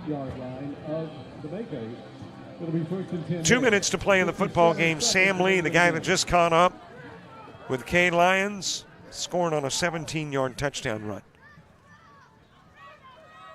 And for the Mancos, extra point kicks were good. And that's where we are currently 35-14. Unless Cade Lyons can break one. That appears to be where we'll end this one. Lions to the 35, a gain of 4. And we may not, yeah, we will. We got a timeout on the field. Thought we might not have another snap of the football. Well, maybe we won't. That's not a timeout. That is a, hey guys, we don't have to snap the football again. Come on over here. Let's go do the high and low 5 thing and head back to Daphne with our 5th win of the year. So this one will go final. 35-14. Aaron Trotter's Bayside Academy Admirals snapping that 2-game losing streak. And we'll put one in the win column over Orange Beach and even the series mark between the two up at 1 each. Maco's won it last year. Admirals win it this year. Thanks for watching our coverage. Hey, don't forget you want to watch the game again. It's available on our subscription-based channel. Go to the website. The top right corner menu bar, click on Bayside Academy. Follow the prompts, pay this itty-bitty price, and watch the game later. And watch it anytime you'd like on JockJive. For the crew, James Crenshaw producing, Brian McCullough on camera. I'm Robert Williamson. So long, everybody.